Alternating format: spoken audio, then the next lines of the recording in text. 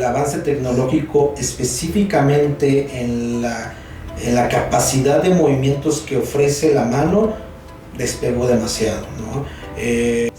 A mí me gusta que el paciente empiece primero a levantar la prótesis y cargue peso varias veces, luego la levante y la adelante varias veces para detectar si hay algo que ha mejorado esta parte de los materiales en que se pueden hacer ya de fibra de carbón. No todas las órtesis deben de ser de fibra de carbón porque hay unas órtesis. Hola, soy Xilonen Santos. Soy ortoprotesista, posturóloga clínica y osteópata. Además, soy cofundadora de Centro Médico Engrama y te doy la más cordial bienvenida al podcast Hablemos de Salud en Engrama. Este es un podcast donde entrevistaremos a diversos especialistas en el área de la salud e intercambiaremos puntos de vista, así como experiencias y formas de tratamiento de diferentes patologías. Este es un espacio donde queremos invitarte a conocerte más y también queremos que entiendas más a tu cuerpo y lo consientas, lo trates mejor desde el conocimiento. Así que sin más, te invito a ponerte cómodo porque tenemos mucho que aprender. Comenzamos. Hola, ¿qué tal? Muy buenas tardes. Mi nombre es Xilonen, como ya me conocen. Pues bueno, el día de hoy pues estoy muy contenta porque estoy con un gran amigo. Él, pues estudiamos juntos literalmente casi. Él es de una generación arriba de la mía. Él se llama Alberto Villicaña, él es ortesista protesista. Los dos somos egresados del Instituto Nacional de Rehabilitación aquí de la Ciudad de México. Y pues hoy traigo un tema muy interesante. Esa es mi primera carrera. La verdad es que ser ortoprotesista fue lo que me llevó a toda el área de rehabilitación y su extensión. Y pues bueno, voy a dejar que mi compañero Alberto pues se presente a sí mismo. Hola Shilo, ¿qué tal? Buenas tardes. Gracias por la invitación. Bueno, como lo comentaste, pues bueno, yo también soy egresado de la Escuela Superior de Rehabilitación, que está adjunta o adscrita al Instituto Nacional de Rehabilitación. Somos contemporáneos, sí. Ambos licenciados. Y bueno, pues ya tenemos algunos años trabajando ejerciendo nuestra profesión y aquí, gracias amigo. Y pues el tema de hoy es ¿qué es un ortesista protesista? ¿Qué hace un ortesista protesista? ¿Qué son las órtesis? ¿Qué son las prótesis? Este es un tema que a mí me pareció muy importante abordar porque a mí me pasa mucho, no sé, a otros profesionales de la salud, el área de rehabilitación, que confunden mucho, hasta los mismos especialistas o especialistas en rehabilitación, qué es una órtesis, qué es una prótesis, ¿no? Como que no hay un entendimiento muy claro y tampoco hay un entendimiento de qué hace un ortesista protesista o de qué es un ortesista o qué es un ortesista protesista, en qué parte de todo el mundo de la rehabilitación entra este profesional de la salud.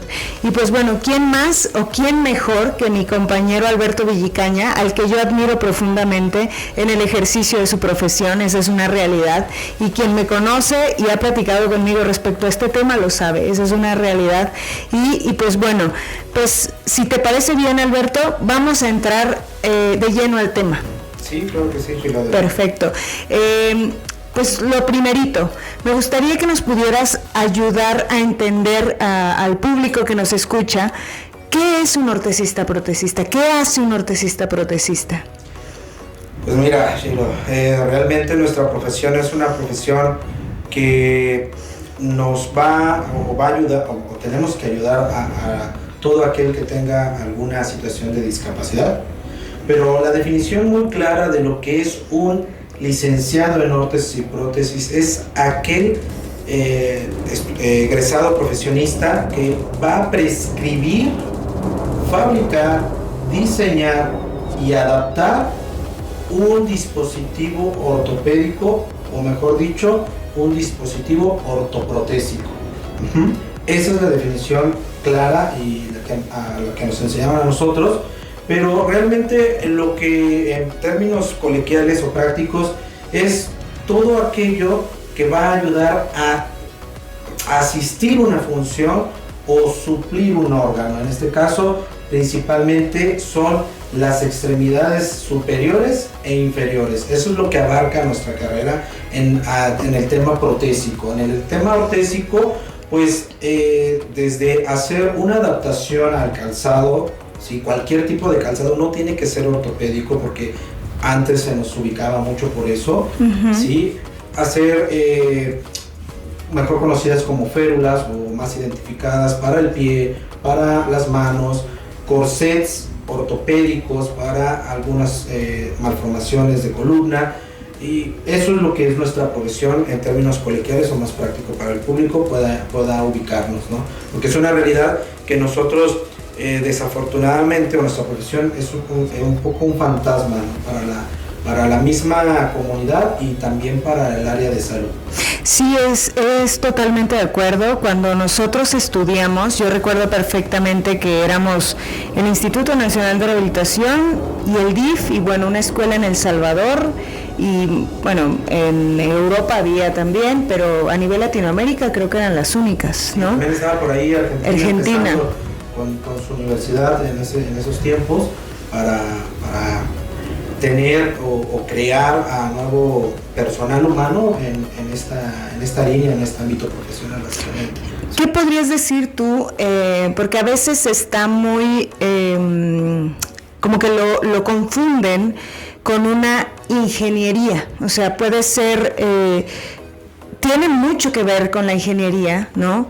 Dentro de las materias que nosotros llevamos, me acuerdo que llevábamos dibujo, ¿no? Sí. Llevábamos matemáticas, llevábamos también cuestiones de medicina, ¿no? O sea, no nada más era todo de salud o todo de ingeniería. ¿Cuál es la diferencia que tú encuentras entre la licenciatura en órtesis y prótesis y la ingeniería, por ejemplo? Tal vez para un biomédico que me escuche va a decir es toda, pero tal vez para la población en general no. A veces se puede confundir entre un biomédico y un ortoprotesista, ¿no? Sí, desafortunadamente se confunde, pero también ha sido parte de nuestras carencias como profesionistas, y que hemos permitido que haya ese tipo de confusión, y que otros profesionistas, indistintamente de ingenieros biomédicos, porque hay ingenieros robóticos, incluso algunos fisioterapeutas y médicos, han abordado nuestra carrera, la han usurpado, la han utilizado. Pero bueno, la diferencia crucial es, licenciado en órtesis y prótesis tiene un estudio y una vocación o una directriz hacia lo clínico técnico, ¿sí? Es decir, nosotros debemos detectar o saber identificar las patologías y qué solución técnica vamos a tener para ese tipo de patología, ya sea con una órtesis o con una prótesis, básicamente, ¿no? O a veces hacer las dos cosas, porque también hay otro concepto que a veces no tocamos mucho, que son las ortoprótesis, ¿no? Que van a cumplir las dos funciones que mencioné hace rato en la definición, ¿sí? Y el ingeniero biomédico o cualquier ingeniero, pues está más enfocado, claro que puede trabajar con nosotros, pero dentro del equipo es para que ellos desarrollen tecnología, componentes para fabricar, como aquí tenemos en la imagen, un componente protésico que nos pueda o que pueda mejorar la calidad de vida de la persona que lo va a utilizar, o inclusive en las mismas órtesis, ¿sí? Básicamente. Pero él puede estar más arraigado hacia el diseño, a la innovación de componentes, pero en conjunto con el área, ¿sí? Con todas las directrices que se necesitan para poder sacar adelante a un paciente. No es solo el fisioterapeuta, no es solo el médico rehabilitador, no es solo el traumatólogo, no es solo el protesista, por ende tampoco no solo el ingeniero. El ingeniero no tiene esa capacidad o facultad, ¿sí? De ser un expertise en lo clínico y también no en lo técnico. Ellos sabemos o sé que tienen un programa de estudios donde abordan temas de órtesis y prótesis, pero no son tan profundos. Quizás en un futuro van a ser más profundos y por ende la profesión pueda mutar o para allá va, propiamente como la UNAM, que su sus materias, su currícula está un poquito más encaminada a la ingeniería, sin olvidarse de lo clínico, porque eso es lo que nos diferencia a nosotros de los ingenieros, básicamente, ¿no? Sí, creo que la confusión está tal vez dentro del área, ¿no? De nosotros que lo conocemos, que sabemos, ¿no? Tal vez para el público en general no tanto, pero para mí era importante que se pudiera diferenciar entre lo que hace un ingeniero y lo que hace un licenciado en órtesis y prótesis. Y hablabas acerca de la UNAM. La UNAM es una oferta educativa actual, ¿no? Porque cuando tú y yo estudiamos, como ya lo mencioné, eran 2 escuelas y una en El Salvador, y ahorita está innovando la UNAM, ¿no? Así es, la UNAM, si me equivoco, alguien del público tiene mejor el dato, pero realmente su primera generación empieza en plena pandemia, ¿no? En el año 2020, perdón, si no tengo mal el dato. Y bueno, donde tú y yo somos egresados desde los años 70 como profesión. Primero empezó a nivel técnico y después fue avanzando hasta nivel de licenciatura en los años 2000.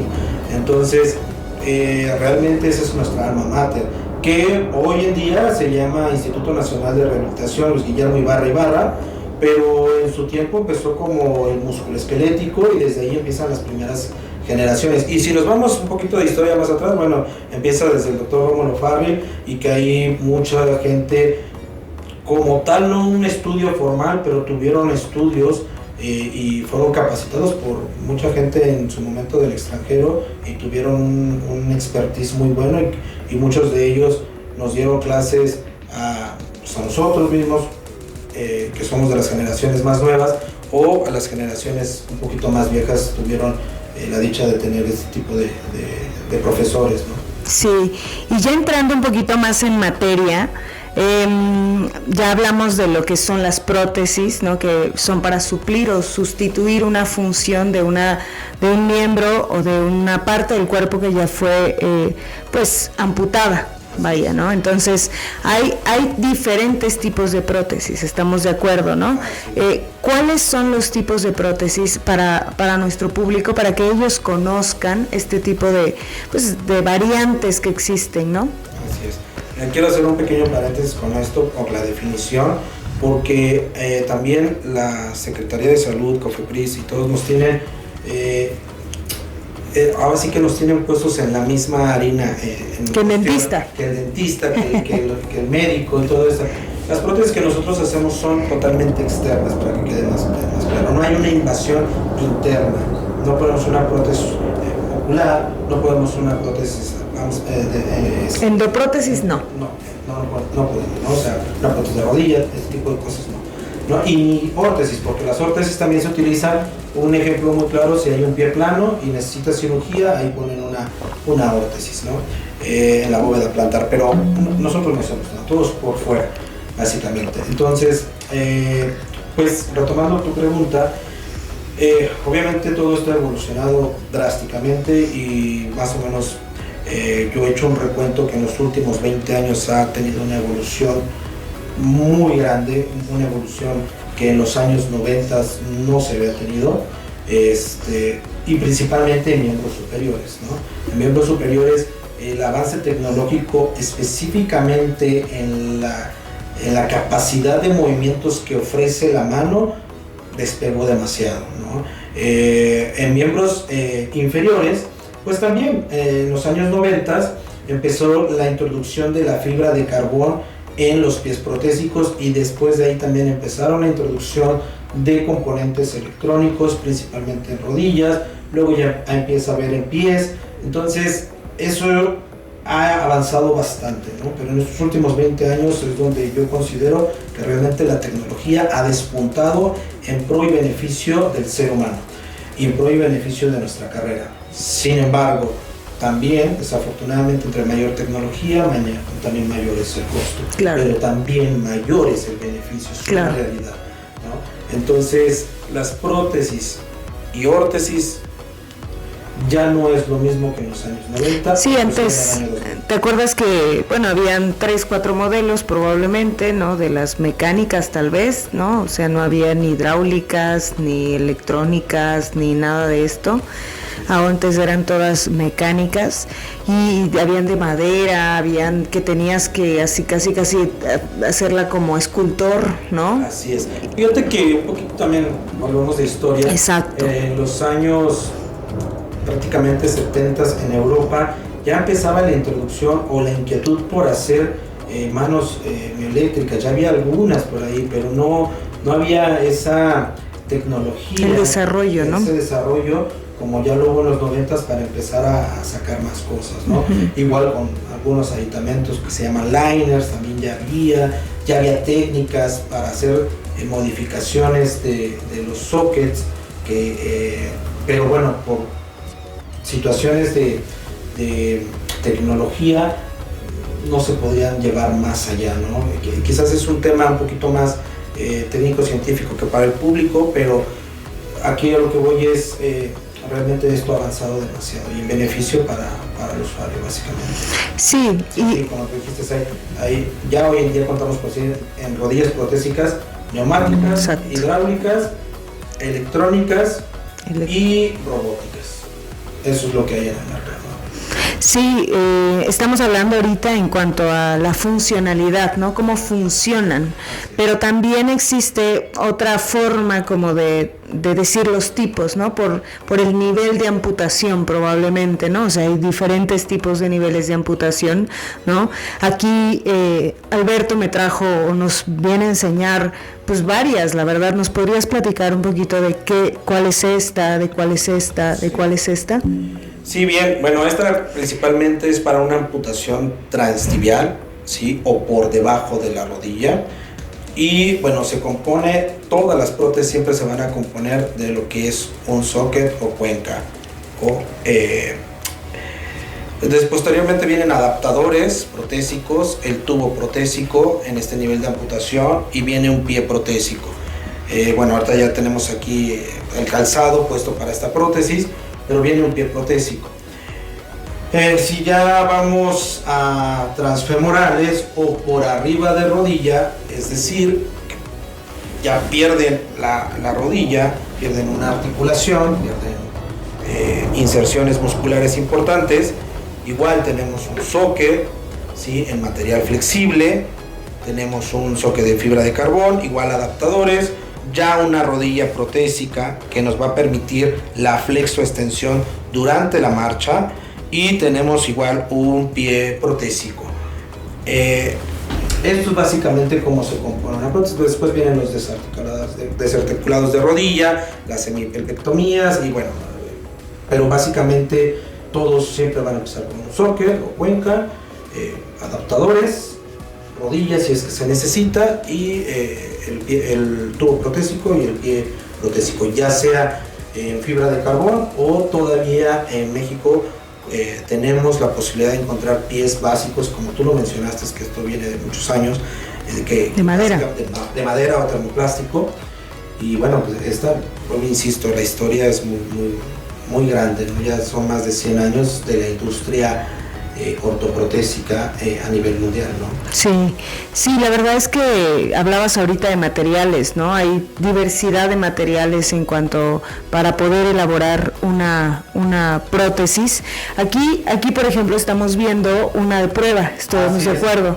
Esta me gustaría que le explicaras a nuestro auditorio en qué momento se coloca y cuál es la finalidad de hacer una prótesis de prueba. O sea, creo que en sí mismo se responde la pregunta, pero qué mejor que tú lo expliques. Claro. Mira, bueno, ¿cómo vamos a empezar el abordaje con el paciente? Obviamente el usuario ya tuvo que haber pasado por un proceso que se llama preprotésico. Una vez que ya haya pasado ese proceso preprotésico, nosotros podemos empezar a protetizarlo, es decir, a tomar el molde a los 3 meses si el paciente cumple ciertas características, claro está, ¿no? No podemos también brincarnos ciertos parámetros.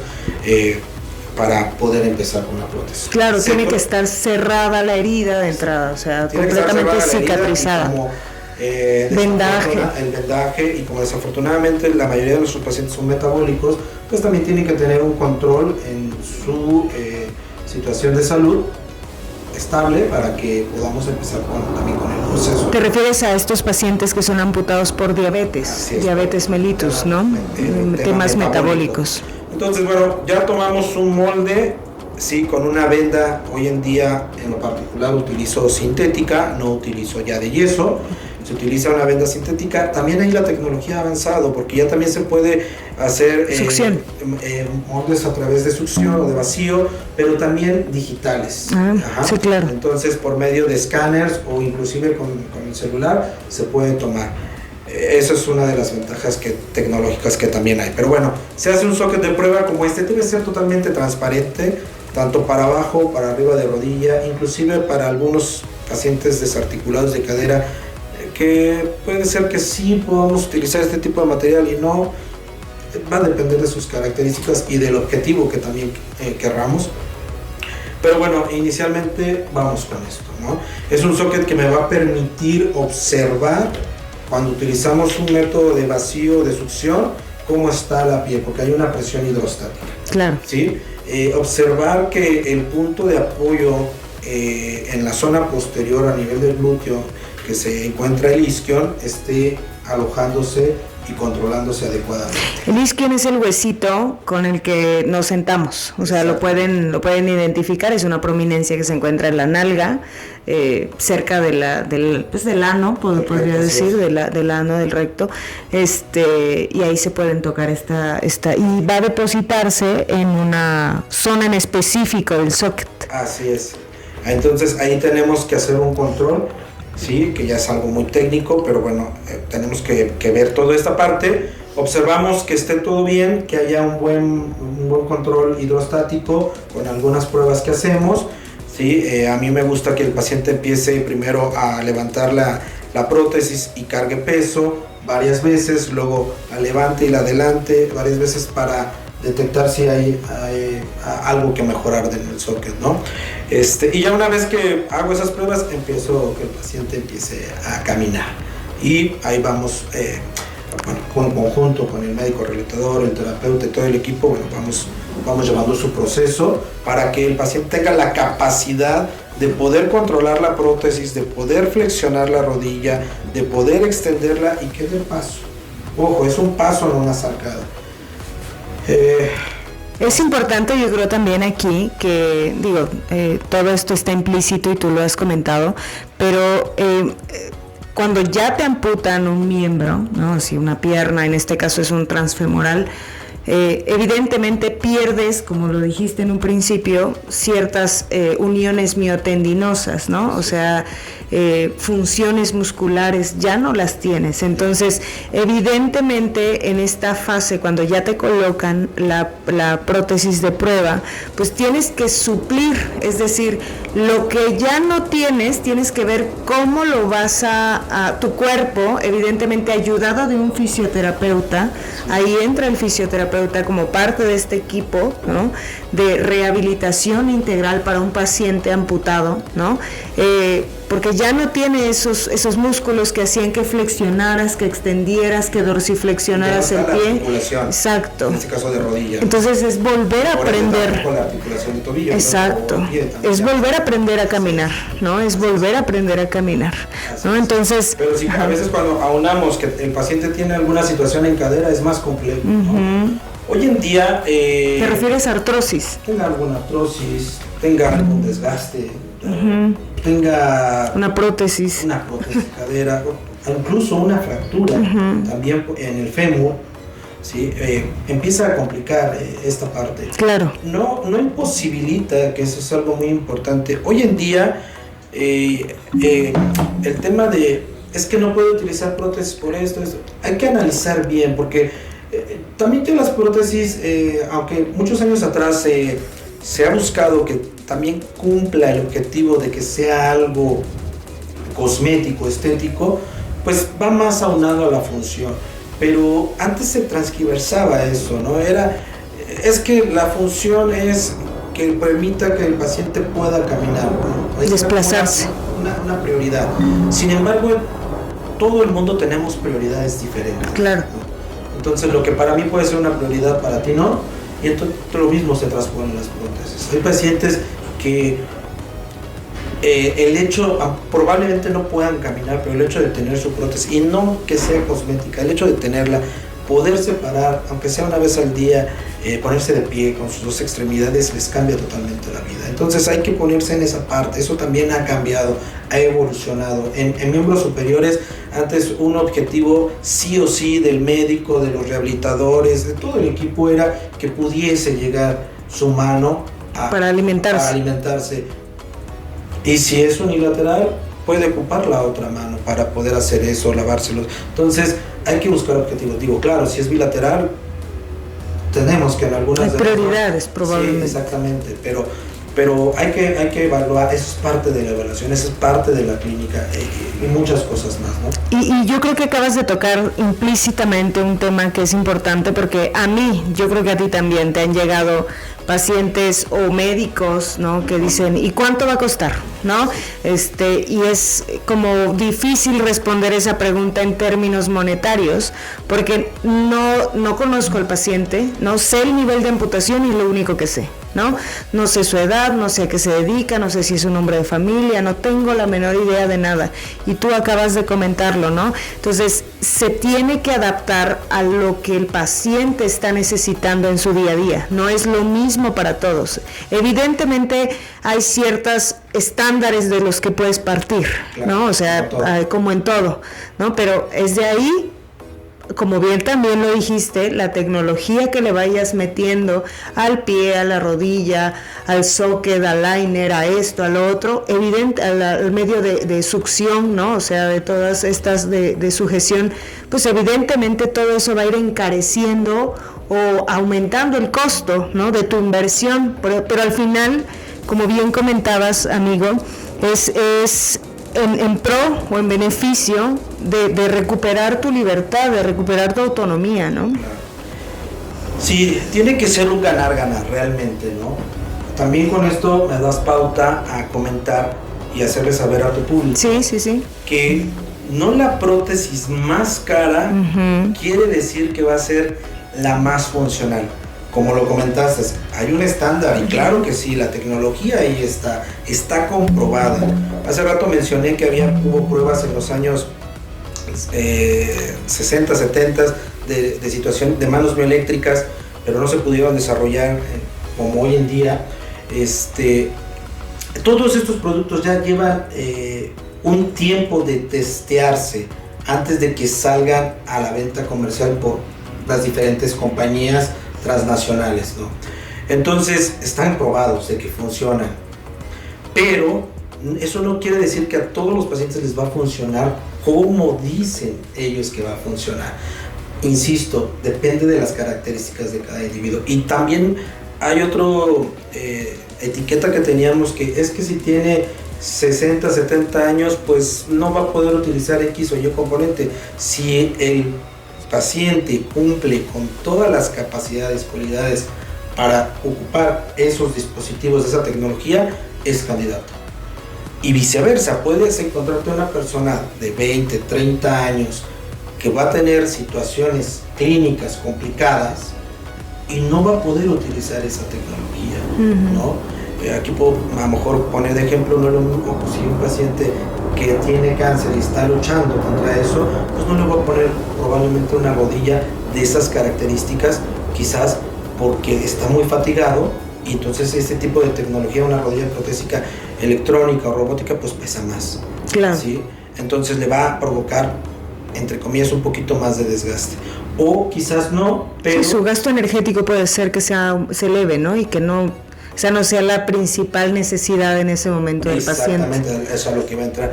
O quizás no, pero no es lo que necesitamos en ese momento. Necesitamos otro tipo de cosas para poderlo poner de pie, que dé unos pasos y todo eso. Y posteriormente quizás sí pueda alcanzar esa tecnología. Entonces eso es a lo que voy. No la tecnología de mayor costo o de mejor tecnología, va a ser lo mejor para todos. Cada uno hay que clasificarlo de acuerdo a ciertos criterios que conocemos y que tenemos que poner a cada paciente. Y por eso es muy importante la evaluación. Una evaluación vía telefónica, vía WhatsApp, no se puede dar, porque al momento que tú evalúas, te puedes encontrar ciertas cosas que no es de lo que ya estabas hablando con él, y eso, en mi experiencia, crea confusión al paciente o incluso cierta incertidumbre, ¿no? Entonces es mejor que el paciente, el usuario, vaya con el ortoprotesista y se deje evaluar para que le puedan hacer la recomendación más idónea. Totalmente de acuerdo. La verdad es que pues entra dentro de lo mismo que estamos platicando, ¿no?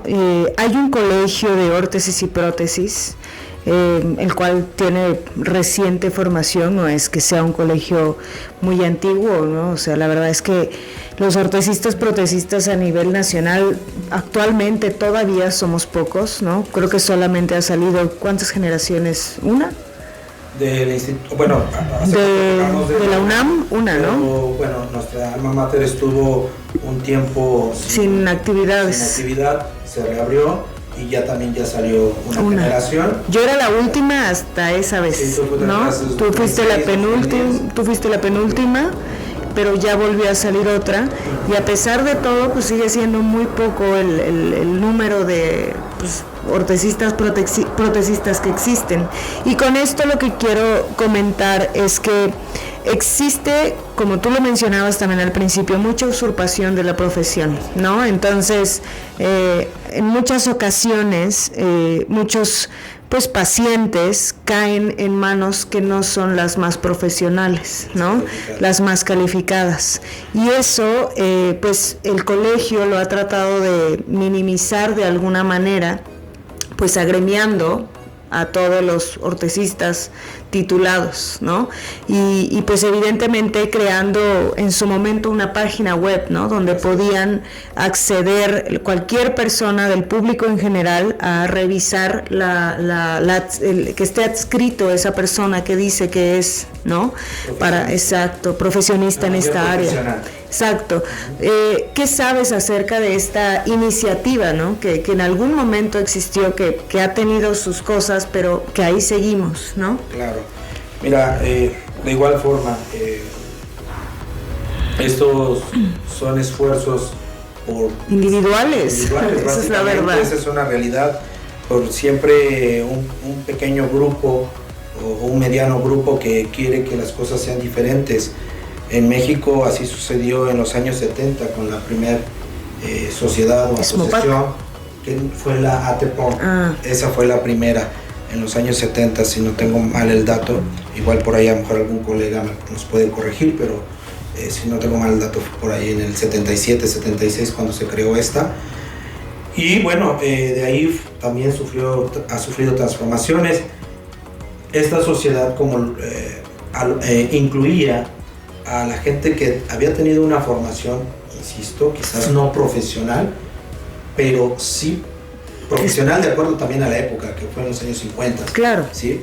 Y después, bueno, ya vino, se transformó a SMOPAC, y bueno, después se transformó, no se transformó, vino otra nueva sociedad que es ISPO, pero hoy por hoy la sociedad, más bien el colegio es el que debe de regir en México y regular a todos los profesionistas, porque eso es lo que es el colegio básicamente. El colegio, sí, bien lo dijiste, es de reciente creación, tendrá 5 años, es 10 máximo. Cuando empezaron los primeros intentos, se hizo obviamente por parte de un grupo que dejó pues un pequeño camino, un gran camino realmente, porque es una labor titánica, tratar de convencer a un grupo de profesionistas de hacer cosas diferentes, porque han sido muchos años de muchas cosas que conforme va avanzando el mundo evoluciona, pero el colegio va a estar para eso, está para regular, para crear alianzas, para fortalecer. No se trata de sacar, de descalificar a aquel persona que está ejerciendo de esta forma, sino más bien a incitarlo, motivarlo, que lo haga de forma profesional, ¿no? Que sea un profesionista, que sea profesional, que no sea solamente porque aprendió a hacerlo, ¿no? Hoy en día las instancias en México están nuevamente, que es el Instituto Nacional de Rehabilitación, la UNAM, ¿sí? Si no, bueno, pues en El Salvador hay una escuela, si no, en Argentina todavía sigue vigente esa escuela. ¿El DIF sigue? El DIF ya no, ya no. En el norte sí, ¿no? Está con terapia física y terapia ocupacional. Colegio, realmente somos muy pocos profesionistas. Voy a dar el dato para el público, realmente somos 120 profesionistas, imagínense, entonces en todo México, ¿no? Que egresamos ya sea del DIF, como lo comentaste, o ya sea del Instituto Nacional de Rehabilitación, ¿no? Entonces, quizás podríamos ser un poco más, pero también acuérdate que antes era esta carrera a nivel técnico y también no todos quisieron hacer la migración a licenciatura, ¿no? Sí, la verdad es que también hablando de esto, en México, las instituciones que cuentan con un laboratorio de órtesis y prótesis a nivel pues gubernamental, pues son pocas, ¿no? Sí. O sea, yo estuve en una que fue el Ejército, ¿no? El Hospital Central Militar con su área de rehabilitación. Estuve en el CRI, ¿no? O sea, también, o sea, en Teletón no es gubernamental, lo entiendo, es una cuestión particular, pero laboratorios así, pues para trabajar de forma que un egresado, por ejemplo, quiera pertenecer a una institución, tampoco hay muchos, ¿no? El IMSS, no sé, creo que ya no lo tiene. Está parado. Ajá, está parado. El ISSSTE creo que tampoco. La Naval tampoco tiene, ¿no? Entonces, pues la verdad es que ojalá que puedan asomarse a al colegio, a su página, para que puedan informarse de quién es el adecuado para que los pueda atender, ¿no? O sea, siempre hay en toda la República, hay colegas en toda la República, pues ya nos dijo el dato aquí Alberto, que son 120, ¿no? O sea, seguramente hay uno cerca de donde cualquiera de ustedes se encuentre, esa es la realidad. Y pues bueno, hemos tocado temas sobre qué es una órtesis, qué es una prótesis, para quién es, qué tipos existen, ¿no? ¿Hay alguna contraindicación para las prótesis? Pues mira, como hace rato lo mencioné, Shilo, realmente una contraindicación como tal que yo te puedo decir, por esto no hay. En materiales. Claro, no, sí. La elección, pero vuelvo, insisto, hay que ver primero cuál es el objetivo. Claro. Un ejemplo, hace muchos años me tocó una persona que traía marcapasos y otra persona que por ahí traía, no se me olvidó ahorita el nombre, pero traía una máquina que sin esa máquina su corazón no trabajaba, no se me olvidó ahorita. Pero el objetivo era solo ponerlo de pie. Solo ponerlo de pie por temas metabólicos, ¿sí? Temas de circulación y listo. Entonces, es hasta donde es de acuerdo al objetivo, ¿no? Claro. Entonces, ya no hay cosas tan restrictivas. Antes se decía un paciente quemado del miembro superior, miembro inferior, pues no se puede, es muy complicado. Hoy en día hay materiales, con la tecnología, como ha avanzado, materiales para poder hacerlo y que sea más amigable para el paciente, para nosotros, más práctico, más fácil. Entonces, hoy en día casi las restricciones son pocas, pero insisto, partiendo del objetivo. Si no tenemos un objetivo claro de qué es lo que queremos, pues quizás van a seguir siendo las mismas, ¿no? Pacientes quemados con cicatrices muy, muy grandes, muy queloides, pues quizás no, y más hablando a lo mejor de sistemas bioeléctricos, ¿no? Pues podrían caer hasta pacientes con cáncer, pacientes metabólicos ya con problemas muy complicados o renales, ¿sí? Quizás podrían estar descartados, pero digo, depende del objetivo y bueno, hoy en día hay muchas soluciones para casi todos los problemas o dificultades que hace 30, 50 años no se podían resolver, ¿no? O si se resolvían, era como mucho del ingenio del ortoprotesista y solo se quedaba a veces con él ese conocimiento y no se compartía. Hoy en día es muy diferente todo eso, ¿no? Sí, digo, actualmente hay cursos, hay certificaciones nacionales, internacionales, donde se comparte conocimiento, ¿no? O sea, hay gente que está dispuesta a dar, ¿no?, su tiempo, su conocimiento a través, que ha adquirido a través del tiempo y a través de estudios y a través de la ciencia, ¿no?, y a través de colaboraciones, porque pues es un área que sigue en descubrimiento, vaya, o sea, no es un área como cualquier área de la medicina, yo creo, que se haya quedado estancada, ¿no? O sea, la tecnología sigue aumentando, las formas de resolver los mismos problemas han cambiado, ¿no? Los materiales, el especialista, el ortoprotesista tiene que estar cambiando también permanentemente, ¿no?, para poderse adaptar a estas necesidades que siempre han existido, pero que no se podían resolver, ¿no?, que eran muy difíciles de resolver, ¿no? Entonces, hemos hablado mucho de prótesis y las órtesis como que las hemos dejado ahí, ¿no? Sí, ¿no? Porque eso es un tema, o sea, a todo el mundo le gustan las prótesis porque pues se ven muy, pues, llamativas, vaya, ¿no?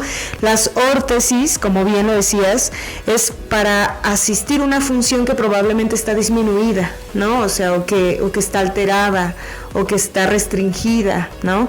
Entonces, de la misma forma, te pregunto, ¿cuáles son los tipos de órtesis que existen? Pues mira, si lo vamos a su función o clasificación, pues hay órtesis activas y pasivas, pasivas y activas, ¿no? Y también la hibridización o mixtas, ¿no? Que cumplen ambas funciones. ¿Ortoprotésica te refieres? No, que pueden cumplir las dos funciones, de activa o pasiva. Ya te entendí. ¿Sí? Los materiales, eso sí, los materiales, básicamente las órtesis son fabricadas en su mayoría en termoplásticos. Los nombres pueden variar, cada termoplástico va a tener su ventaja, pero al final del día es un termoplástico, ¿no? También ha mejorado esta parte de los materiales en que se pueden hacer ya de fibra de carbón. No todas las órtesis deben de ser de fibra de carbón, porque hay unas órtesis que se tienen que estar modificando constantemente, ¿sí?, o adaptando. Entonces también hacer una órtesis de carbón, pues no, ya es como algo para que no va a sufrir una modificación y la intención también es que dure mucho tiempo, ¿no? Pero también existen ese tipo de órtesis de acuerdo a una lesión o una necesidad en específico. Pero básicamente es como se clasifican en activas y pasivas. Un ejemplo, que tú eres la especialista en las órtesis plantares, ¿no? Es una órtesis que para mí unos los clasifican como pasivas y otros llegan a hablar de activas. Para mí cumplen ambos sentidos, ¿no? En ciertos momentos, ¿no? De la fase de la marcha. Fase de la marcha. Yo le voy a comentar más práctico del día a día, ¿no? En ciertos momentos. Pero es algo así, básicamente, ¿no? También ahí la tecnología y la ciencia ha avanzado bastante, ¿no? Hace 30, 40 años siempre todas las órtesis plantares eran ortopédicas o correctivas. Hoy ya sabemos que hay neurológicas, sensitivas, y inclusive en ese ámbito tan básico, tan sencillo que puede parecer, pues, insisto, lo que tú eres experta, toda la parte postural, ¿no? Que si hay un tema en la mandíbula, un tema visual, un tema en una cicatriz, una lesión en los hombros, te afecta, ¿no? Entonces, sí. O tener el pie plano afecta también toda la parte, que eso siempre se ha manejado ese concepto, pero hoy se reafirmó eso, inclusive hasta cambió, me atrevo a decir, ¿no? Muchos conceptos sobre cómo abordar un pie, ¿no? Sí, con cualquier déficit, ¿no? En el pie. Sí, hablas de las órtesis plantares, son particularmente para déficits en la pisada, ¿no? Alteraciones en la pisada, en las rodillas, en la cadera, en la columna. Ahorita con la posturología pues nos podemos ir hasta cabeza, ¿no? Mejorando o corrigiendo desde la base de sustentación, ¿no? O equilibrando, hay muchas palabras que se pueden ocupar, ¿no? ¿para quién es una órtesis? ¿Para qué tipo de paciente es una órtesis? Pues como comenté, la definición de una órtesis es para prevenir, corregir o contener, ¿no? Entonces, ¿quién va a necesitar este tipo de órtesis? Insisto, desde una persona que tiene alguna situación del pie, alguna persona que tenga alguna situación de un malestar, un problema en rodillas, en cadera, en tronco, ¿sí? Pueden ser simple usar en los tobillos también, alguna tobillera, un buen vendaje ya es una órtesis, ¿no? Una rodilla, una rodillera.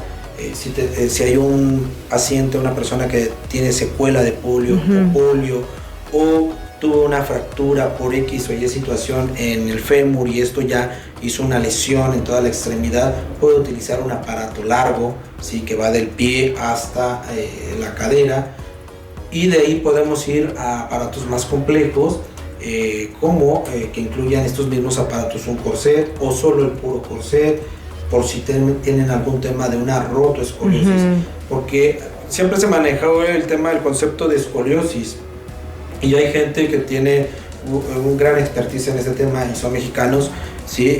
Del tema del abordaje de corsets para escoliosis, pero el concepto real es una rotoescoliosis. Siempre que hay una escoliosis hay una rotación, entonces el término correcto es una rotoescoliosis. Sea menor, pero siempre existe una ligera rotación. Entonces, también haya evolucionado y ha alcanzado la tecnología en los diseños, en los materiales. Inclusive hay algunos diseños de corsets ortopédicos que, si no llevan terapia respiratoria y otro tipo de terapias, pero ve lo que estoy hablando, en una técnica de cómo respirar, la corrección que se espera no va a llegar entonces ahí entra todo el equipo como debe de ser, ¿no? En los aparatos tenemos aparatos mecánicos que pueden ayudar a caminar al paciente, ¿sí? Y tenemos aparatos electrónicos y también ya prácticamente robóticos, que son los exoesqueletos, ¿sí? Que pueden también ayudar a que el paciente pueda mejorar su vida diaria, ¿no? Entonces también ahí ha avanzado. Tiene un despegue también las órtesis en este tipo de tecnologías. Sin embargo, sí es un poco menor comparado con las prótesis, porque bueno, realmente yo lo veo más que es más mercadotecnia. Lo voy a poner un poco así, es a lo mejor si tú tienes el pie plano, pues puedes seguir caminando y no va a pasar nada, pero si tienes la ausencia de la extremidad, es más complejo. Digo, puedes usar una muleta, bandaderas, pero no estás caminando, te estás desplazando, que eso es una gran diferencia, ¿no? Igual cuando necesitas un aparato largo, ¿sí? O un CAFO en su nomenclatura en inglés, o una órtesis, rodilla, tobillo, pie, y lo asistes con electrónicamente o robotizadamente, ya te ayuda a caminar, no desplazar, que son conceptos totalmente diferentes, ¿no? Insisto, te desplazas con tu silla de ruedas, con la andadera o con las muletas, pero caminar no es lo mismo, marcha es otra cosa, ¿no? Sí. Entonces, y en las prótesis pasa igual, hay gente que no camina con las prótesis, se desplaza, pero eso tiene que ver con la técnica, ¿no? Básicamente, sí. no los componentes, ¿no? Sí, tiene que ver con la técnica de elaboración, con la rehabilitación, exacto. Con pues hasta el hecho de que el paciente se haya pegado o no al tratamiento, ¿no? O sea, tiene que ver con un montón de cosas. Tenemos que ver todo. Tiene que ver con un montón de cosas realmente. Porque si el paciente está haciendo lo que le corresponde hacer y alguien del equipo no, va a haber una falencia, una falla, y viceversa. Si todo el equipo hace lo que tiene que hacer y el paciente no hace lo que tiene que hacer, va a haber lo mismo. Sin embargo, desafortunadamente, cuando sucede de ese lado, siempre el que se equivoca es alguien del equipo multidisciplinario, pero el paciente tiene su responsabilidad y debe de asumir esa responsabilidad para que realmente haya éxito. Claro, como en todo tratamiento, ¿no? Nosotros, por ejemplo, paciente, cualquier rehabilitación llega aquí a la clínica y le decimos, o sea, yo te veo aquí 1 hora. 1 hora de la semana o a veces 2 horas en la semana, ¿no? El de más tiempo, yo te dejo recomendaciones, te dejo sugerencias, te dejo hidratación óptima, alimentación, bla, bla, bla, bla, bla, bla. Pero si tú no la cumples, o sea, yo tengo un 10% ahí, o sea, de tú tienes casi el balón para que ganes el partido, es tuyo, o sea, yo solamente soy parte de tu equipo. Exacto. Pero tú eres el equipo. Y luego, ¿no?, viene otra parte que a veces no contemplamos o no le ponemos tanta atención, que es la familia o la gente que rodea al paciente, ¿no? El entorno. Realmente nuestra profesión y el papel que nosotros jugamos es muy importante, pero también es importante todos los demás, ¿no? Claro. Hace rato mencionamos el equipo multidisciplinario, pero pues falta también englobar en ese equipo para que sea un interdisciplinario, pues la familia, ¿no? El núcleo que rodea al paciente, ¿no? Es muy importante. Volvemos a lo mismo que hace rato, ¿no? Tus necesidades o capacidades no son las mismas que las mías y viceversa. Hay gente que requiere más contención y otra gente que no también. Entonces, incluso uno necesita contención del núcleo familiar o del entorno y lo lleva bien.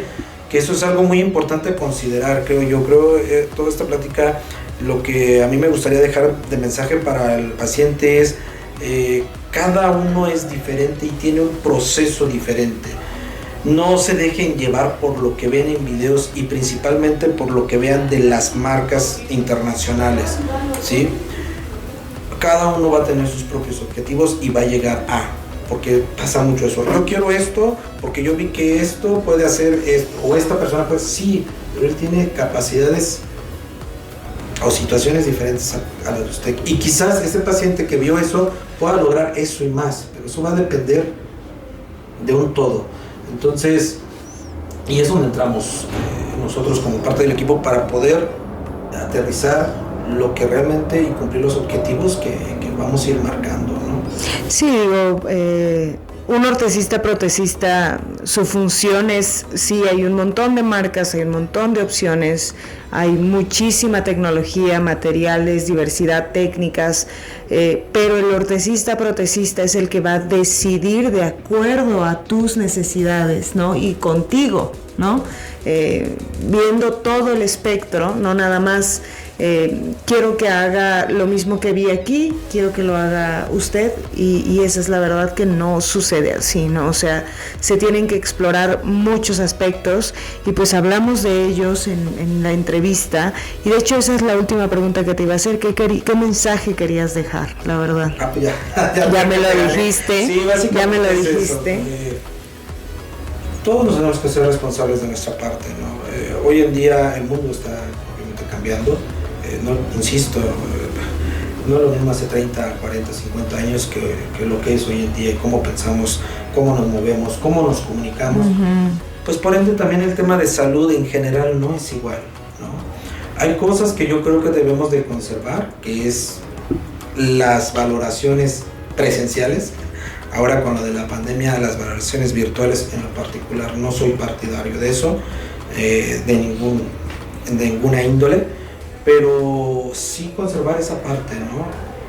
El que la persona, el paciente, el usuario, se dé el tiempo de ir a una clínica, a un consultorio, a donde esté, en este caso que nos compete un ortesista protesista, y que dé su tiempo para que pueda, y que aparte también busque 2, 3, 4 o hasta 5 opciones, y que él vea dónde cree que le va a funcionar más, porque también esto es de empatía. Claro. ¿Sí?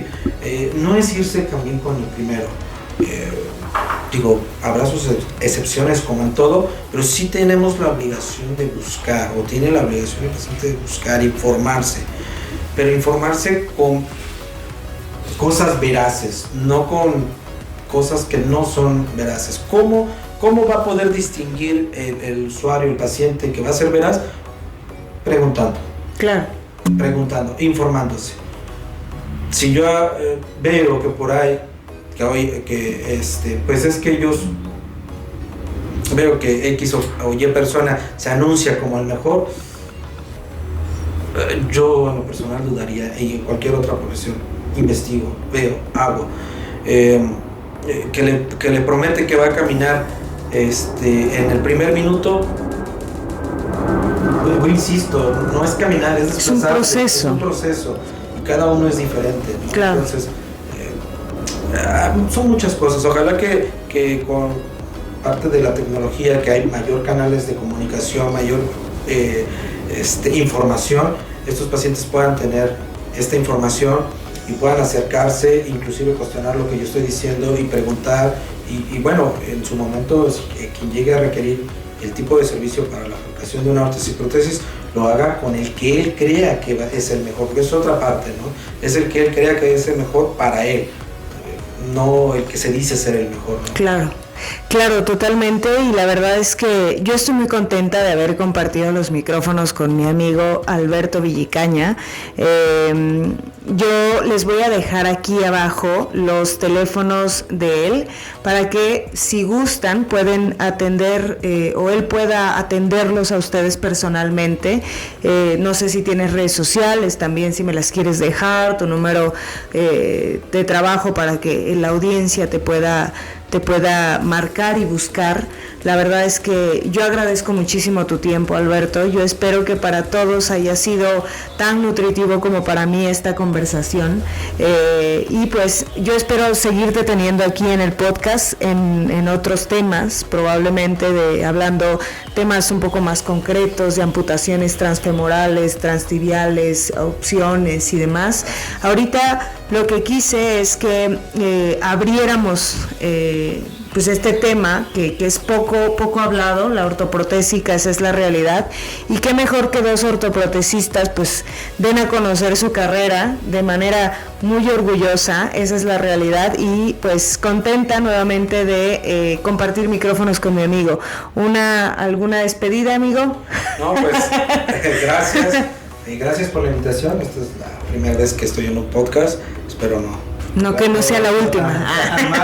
Y claro que sí, con mucho gusto, las veces que me invites podemos hablar de temas más concretos para que la información sea más tangible, más específica y nos dé el tiempo suficiente, porque realmente esto es un mundo. Tú lo mencionaste, hay tantas marcas a nivel mundial, hay tantos componentes ortésicos y protésicos que realmente en una charla de 1 hora, 2 horas, 3 horas no vamos a terminar, pero tampoco no es el objetivo, porque realmente ese es menester del ortoproticista. Así es. Tener ese conocimiento y en base a ese conocimiento, en base a la valoración, en base a lo que ya hemos hablado, poder ofertar al paciente, al usuario, las mejores opciones. Claro. ¿No? Las mejores opciones. Y siempre debe de haber 3 opciones. Así como va a buscar 3 o 4 opiniones, también el ortoprotecista le debe de ofrecer por lo menos 2 opciones, no solo es esta y ya, ¿no? No soy partidario de eso, creo que siempre debe de haber 2 opciones, porque siempre hay forma de ofrecer, ¿no? Porque hay muchísimas opciones. De dónde dar, ¿no? Entonces, les agradezco, espero que tengan muy buena tarde, gracias por la invitación. Gracias a ti. Espero que haya sido de gran ayuda para todos. Gracias y hasta luego. Hasta luego. Gracias por habernos acompañado hasta el final. Esperamos que la entrevista te haya gustado y hayas aprendido algo que puedas aplicar a tu vida cotidiana. Si te gustó la entrevista, por favor, comenta, comparte y danos un pulgar arriba.